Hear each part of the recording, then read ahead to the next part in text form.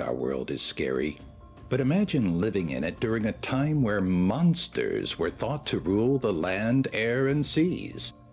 Mythological creatures and cryptids have mostly faded in our era of logic and science, but there was a time where people thought the world was a place of gods and monsters. These 10 mythical and fantastical creatures were amongst the scariest to haunt the Philippines and brought terror to Filipino men, women, and children. As we queue up the first horror, don't forget to hit that subscribe button and click the bell for future notifications for other mythological archives. If you find yourself enjoying the video, be sure to give it a thumbs up and comment on your favorite beast from Philippine mythology. Number 10. Bakunawa. Should you speak any of the Visayan languages, you may have immediately recognized Bakunawa as the same word for eclipse, and that's for good reason. This mythical sea serpent, a giant with a large mouth and 2 sets of different-sized wings, was thought to be responsible for eclipses. The Bakunawa would sweep across the night sky and swallow each moon.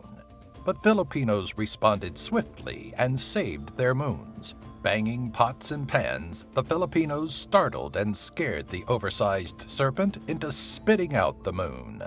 Other versions involve a turtle, the sister of Bakunawa, or a human girl for whom the serpent fell. Number 9. Kapre. A giant of Filipino forests, the Kapre has been likened to the North American Bigfoot, though its form may be a bit more human than the oversized American cryptid. The Filipino tree demon lives within the larger trees of the Philippines, and though they're not thought to be evil, their imposing size and prankster nature make them an imposing beast of Filipino lore. Kapres are known to disorient travelers, causing them to get lost in the wilds. Number 8. Aswang. Day or night, these vampiric fiends of Filipino folklore were feared for their nature of devouring children and unborn fetuses. Describing an aswang is difficult as they're known to take on many different forms, including the familiar faces of townspeople. Some depictions show them with a proboscis used to suck a child from their mother's womb. Others show a beast so thin it can hide behind bamboo posts. These Filipino atrocities are the worst kind, impossible to pinpoint, and thirsty for blood, though a good supply of garlic, salt, and holy artifacts will keep them at bay, and a whip of a stingray's tail will kill them. Number 7. Amalanhig. Not all beasts of mythology are bloodthirsty cretins. An Amalanhig that derives from an aswang that didn't pass along its affliction to a relative may rise from its grave with the intent of sucking its victim dry.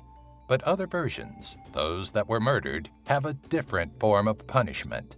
These Amalanhig will stalk their prey relentlessly, eventually catching them and tickling them to death. Fear you have an Amalanhig following you? Look for the aroma of rotting flesh and find people whose legs don't bend. The Aswang Amalanhig, on the other hand, is a far more devious force, one you won't outrun lest you jump into a river or lake. Number 6. Tikbalang. Sporting a lanky frame and the head and feet of a horse, the Tikbalang is said to be the unnatural mutation of a fetus that was aborted. Not necessarily deadly, this animalistic beast is a trickster that pranks weary travelers by leading them along unending paths that always return to where they started. Those looking to break the spell of the Tikbalang simply need to ask to pass, remain silent as not to disturb the creature, or wear their shirt inside out. Number 5. Bal-Bal. Though the Bal-Bal can be associated with the various vampires of Filipino culture, there's a version not connected to the Aswang or Amalanhig that is equally as terrifying. The undead monstrosity isn't a threat to the living, but will stalk graveyards and cemeteries looking for graves to defile and carcasses to feed on. Long claws and gnarly teeth are used to decimate the dead as the creature feasts upon rotting flesh and bone. Once the corpse is devoured, the Bal-Bal leaves in its place the trunk of a banana tree to trick people into thinking the body is still in the coffin. Number 4. Berberoka. A master of deception, the Berberoka has a taste for human flesh and will go to great lengths to get more. To trap people, the Berberoka deforms its body to serve as a river dam. The water dries up, the fish pile on the riverbed, and people flock to collect the incredibly easy catch.